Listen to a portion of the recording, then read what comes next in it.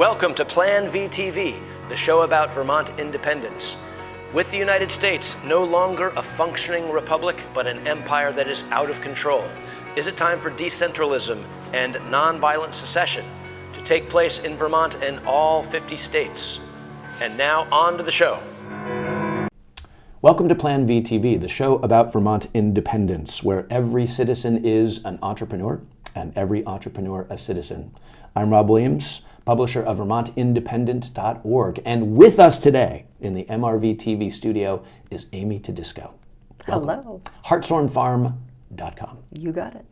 So Amy, so glad you're here. Thank you, Rob. It's fun to be here. It's fun to have you. And you and I have known each other a long time. Mm-hmm. And every time I feel like I catch up with you, you've got some new fantastic project going on.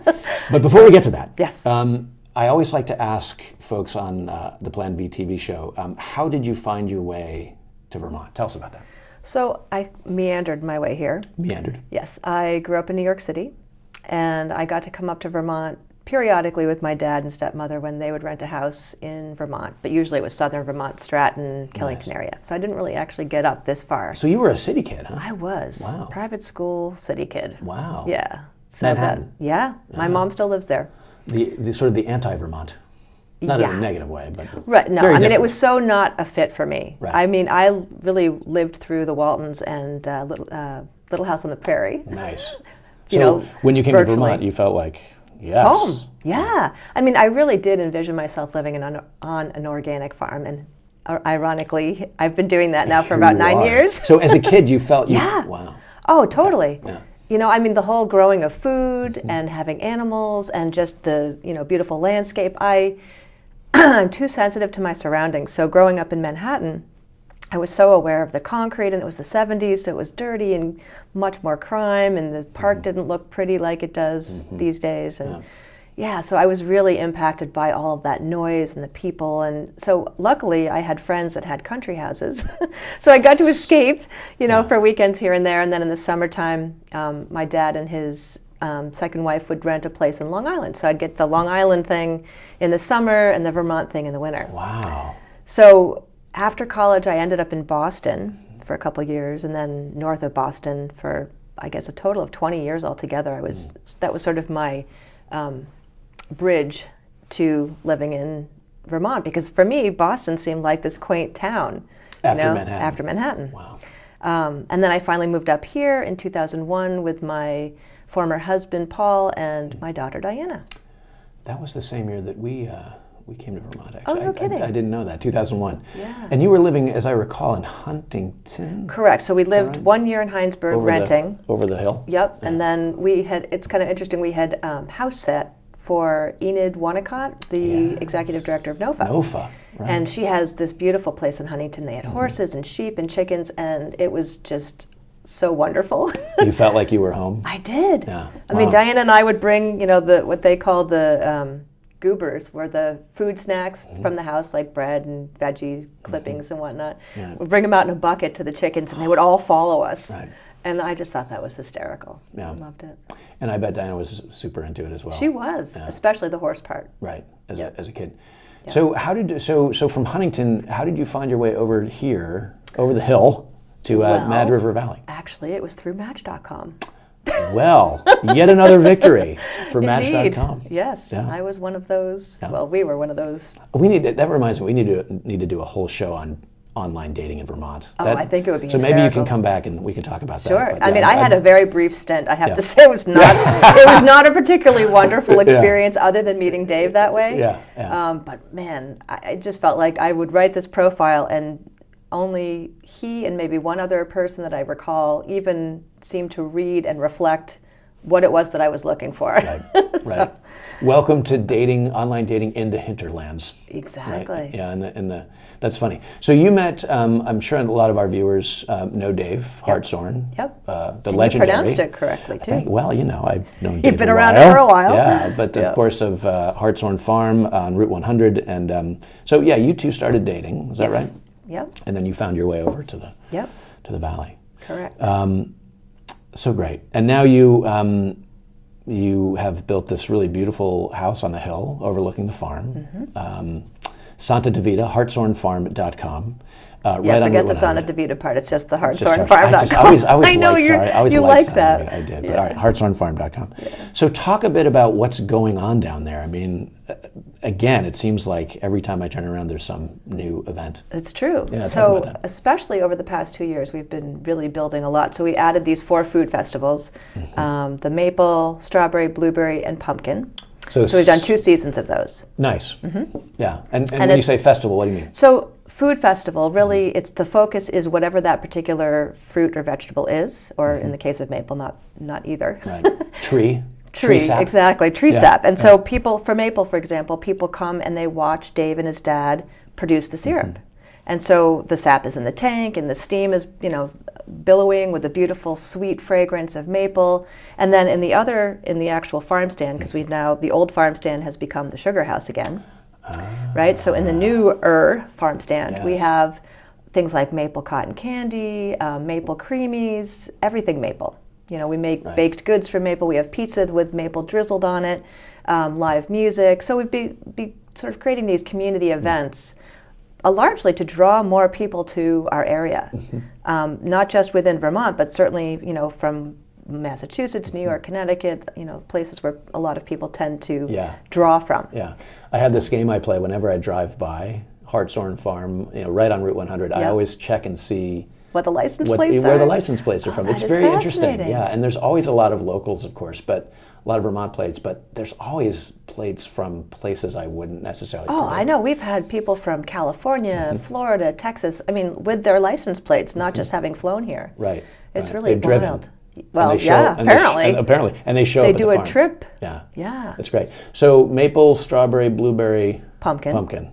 Right. So kind of and maple would be kind of kicking off the summer season. And sort of beginning of April is typically, we do it the same weekend as the Maple Open House for the state. Nice, right. Right, so then we get to tie into that whole piece, which has been great. And then blueberry strawberry would then be next in June. And then blueberry late July, August, kind of depends upon the blueberry season that year. Yeah. And then pumpkin, I believe we did September both times. Nice. Yeah. And you also have animals too. So we do. We've got 2 horses, and we're going to be adding some pygmy goats, the cute little ones, and bringing chickens back, hoping that our predator situation isn't going to be as well. I know you guys, when the yaks were there, were you present the day that the fox came and grabbed the chickens in the daylight? Lots of chickens. Oh yeah. Unreal. Yeah. So we were basically raising chickens to feed foxes. Exactly. For a while. Yeah, and so you're going to bring chickens back? So particularly because the food and farm tours that I'm going to tell you about, one of the pieces I want for people, just visitors to the farm as well as tour participants, is the connection of being able to visit with the chickens, collect eggs, and then turn the eggs into something like pancakes with maple syrup, or so building these connections of where our food comes from, how it's grown, how it tastes when it's really good. Yeah, local eggs are the best. Hyper-local eggs. Exactly. So really part of your vision then, it sounds like, is to offer people a real kind of hands-on experience. So when they drop in, they're not just buying stuff and leaving. Correct.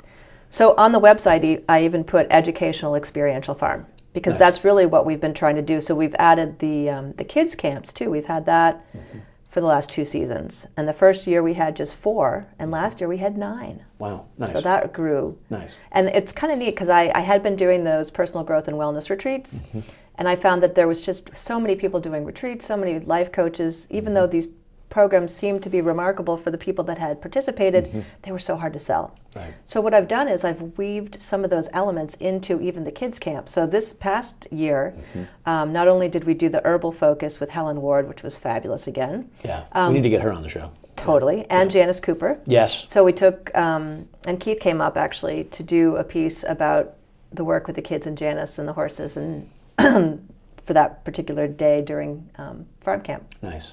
And they loved it. So I'm thinking this season's farm camp will probably have more of the herbal horse focus. Strangely, even though it was a farm camp, the kids were not as inclined to do the vegetables and fruits this year as they were last year. Oh, that's interesting. They were like, oh, okay, we'll pick carrots. How do kids respond to the farm experience? Amazing. Yeah. So it was such a different crew this year than last, even though we had 2 of the same girls from the first season who loved vegetables. They would have done vegetables again. But the newer girls and 1 boy, they were like, oh, we really love the horses and the herbs, not so much with the vegetables. That's funny. Like, okay. Right.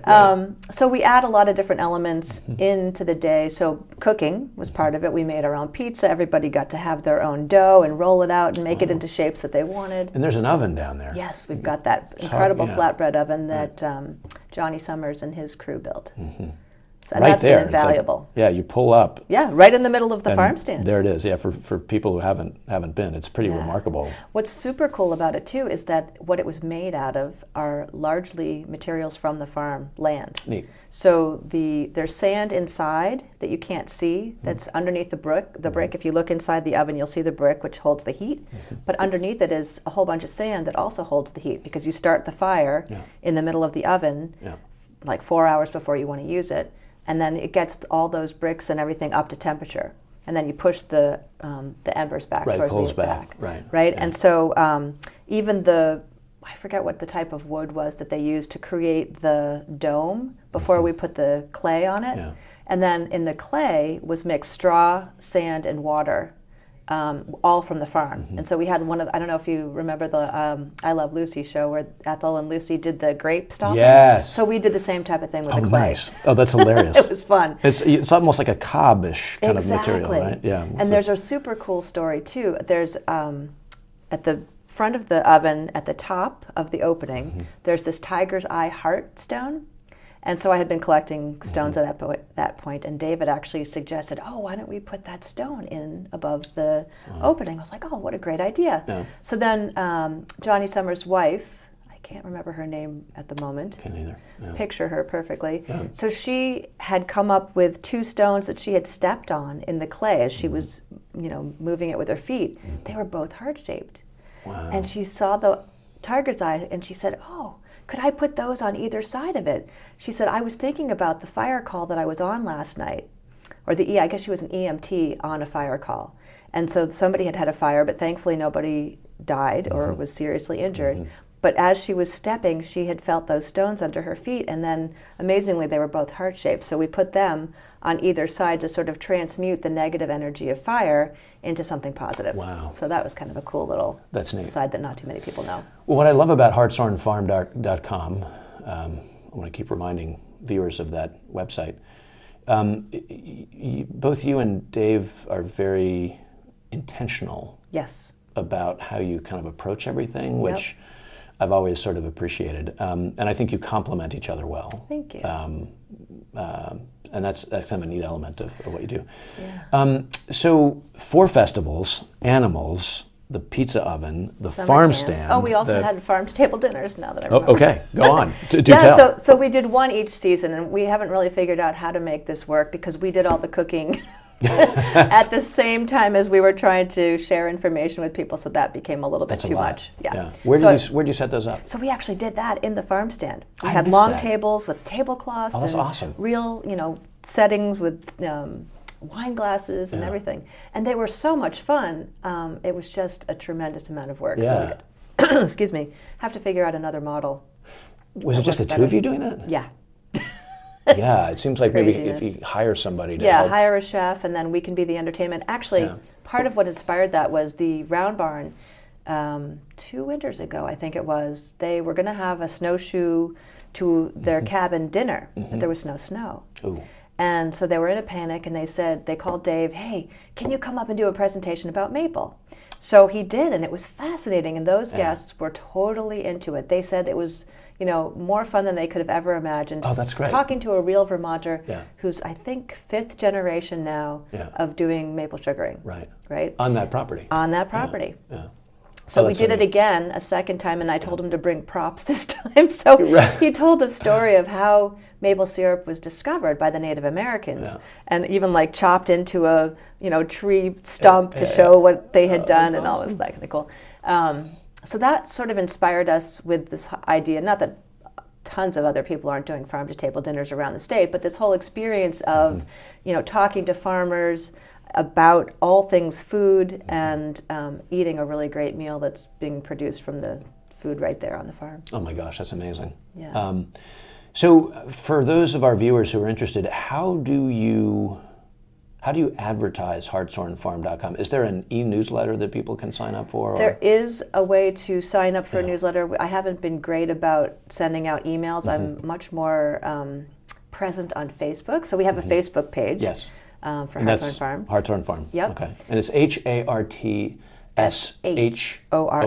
Right. Spelled like Hartshorn. Right. And we'll put that in the wraparound text for the video. Perfect. So Facebook.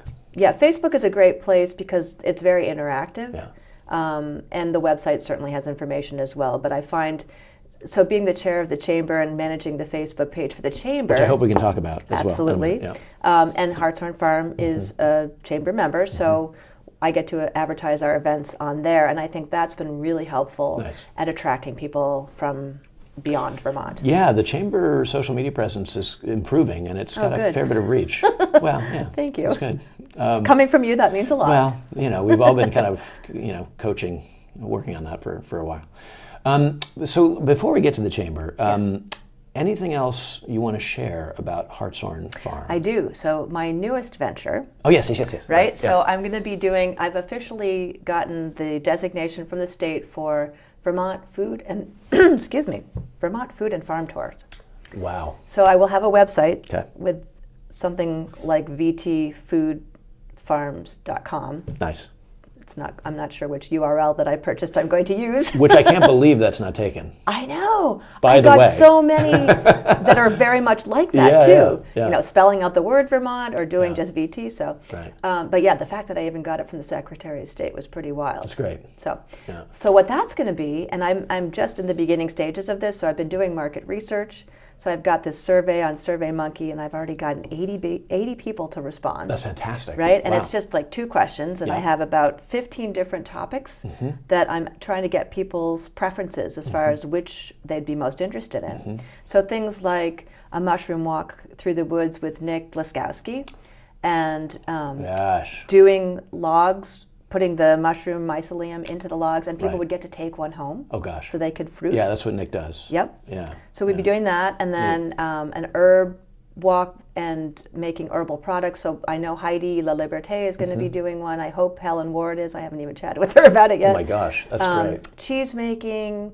So really it's about connecting, like I had said earlier, about connecting the dots between how our food is raised and grown and how it tastes when it's really good. Right. And so making the connections between, when it gets to our plate and into our mouth. So definitely farm tours are going to be a top one. So Hartshorn Farm and the hydroponic. I'm looking at other farms in the valley that, I can bring people to as well. So I'm very excited about this. So this would actually be sort of a roving, mobile experience. Exactly, because it won't be just located on the farm. Yeah. I will be the guide taking people to these different locations, weaving in, I have, a ridiculous amount of information that I've accumulated over my lifetime, really, because my first job in the food realm was at a natural food store when I was like 14. So I've been into this world of food and growing and inspired by a couple of different relatives and stuff too. Yeah. So all these years of my passion of researching and writing and speaking about green living, largely food as well as household toxins, really directly plays into all of the work on the farm. Yeah, it almost feels like in some ways kind of a culmination or a coming together of everything you've been working on. That's very exciting. Wow, to have a kind of a mobile tour traveling around the Greater Valley. Yep. Neat. Well, I hope people will reach out to you and offer their farms. And would you? How do you feel about craft beer? Would you roll that in? So interestingly, that's rated very low on my list as far as the 80 respondents. My sense is that it was supremely popular, and now a lot of people have done it, so it doesn't seem like it's as desirable, not that it's not a fantastic experience. Right. And now we've got Lawson's coming in too, so I'm imagining he'll have some kind of tour or something that people can come. Yeah, I'm thinking about Lawson's, I'm thinking about the Matt Taco. I'm thinking about places, around the valley I was thinking would be a cool one because he grows a lot of his own meat and veggies and stuff. Up on the hill. Yeah, so that would be a really cool tour. Yeah. So Neat. I'll be talking to him. Yeah, Joey. we'll have the yak cart around. Yeah. And we're sourcing yak from down the road in Brandon, Vermont. How far away is that? From here, what is Brandon? Half hour, 40 minutes? Okay, so Something that's like that. maybe More or less. doable. Yeah, maybe outside the. But if we have a outside the couple pale. of yaks at the farm this summer, then people can connect Cool. with us there. Yeah. Don't get me excited about Okay. that. So let's talk about the chamber a little bit. Sure. Because those folks who know Mad River Valley know we have a pretty visible chamber. It's gone through a lot of churning over the past several years. Yes. And I know you've been very involved with that. Correct. So bring us up to speed there. What's going on? Yeah, so things have changed quite dramatically, I'm happy to say. Good. So we have the same executive director now that we've had for the past 15 months, Jasmine Bigelow, who's fabulous. Yeah. We kind of stole her from Stowe. I heard you Yep. poached her. She was the marketing director there, and we Yes. just caught her at the perfect time. Good.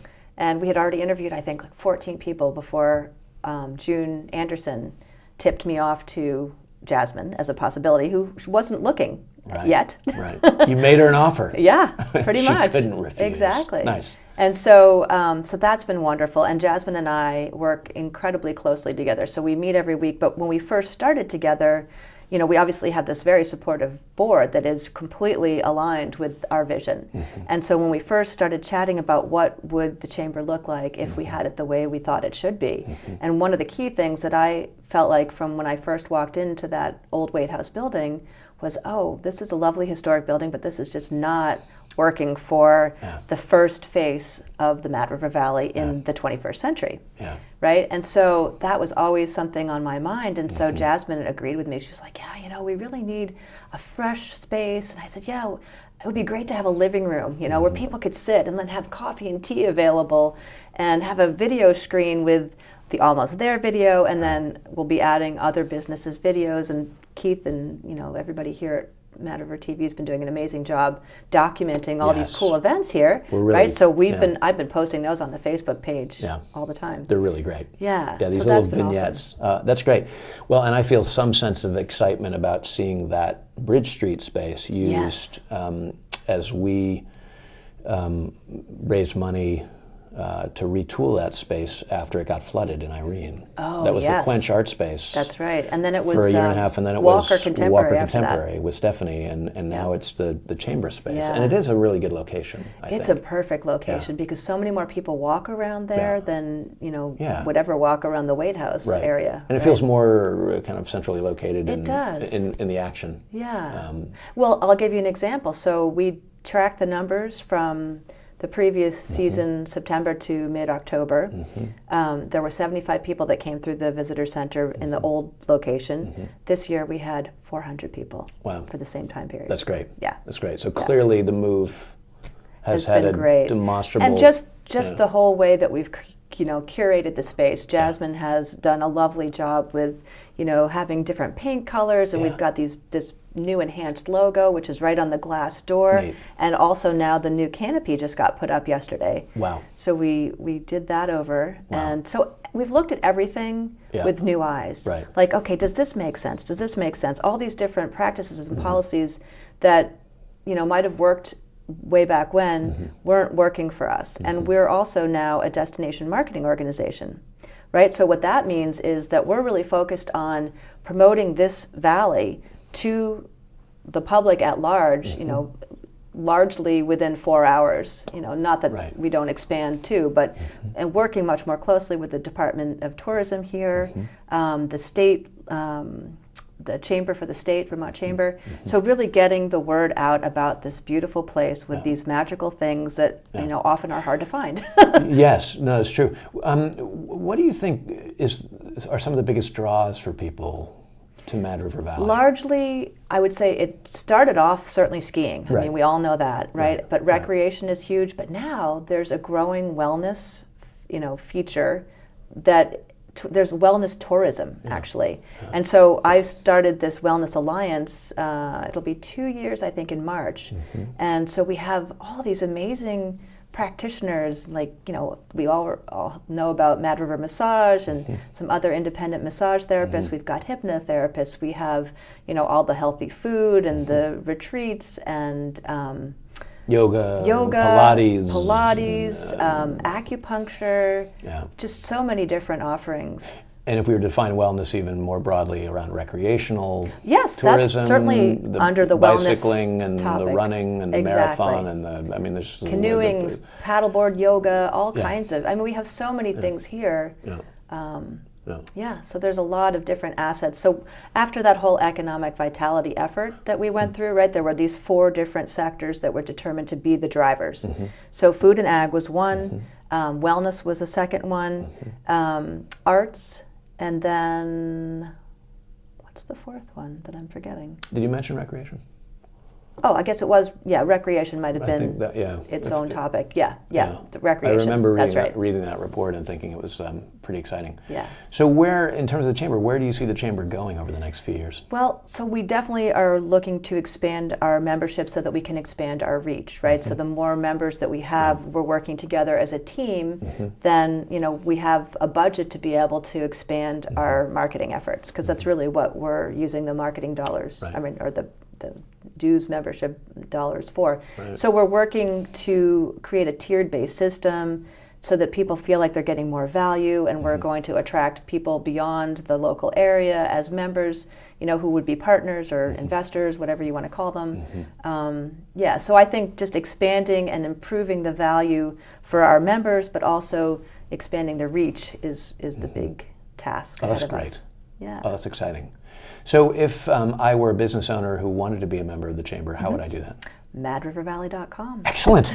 MadRiverValley.com. Yep, and then under the About tab on the right, we're also improving the website so that it's a lot more user-friendly. But under the About tab, there's a Join the Chamber, Benefits of the Chamber, all these drop-downs that people can take a peek at. Oh, that's great. Yeah. That's great. Or talk to one of us. Yeah. All the board members are listed on the website. We've got Jasmine and Ginger Berkelheimer, who's the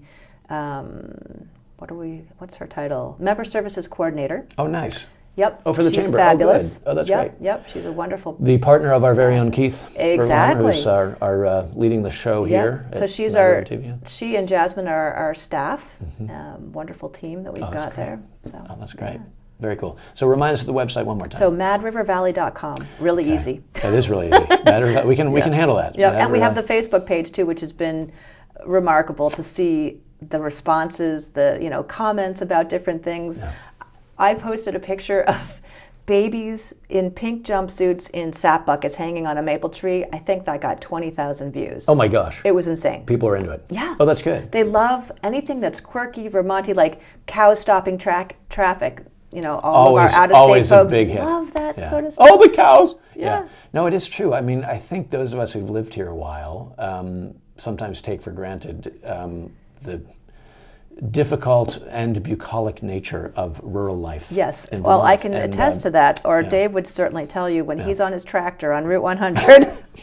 It is crazy. It is crazy. People passing and just there's this intolerance, I think, even among Vermonters, not necessarily those that have grown up here. Right. I think they've come to learn that is something that you need to respect and be careful. Right. But people are in a rush. They're in a rush. And can't be bothered to stay behind a tractor. Maybe our job in Mad River Valley is to slow everyone down. I think so. A little bit. I think so.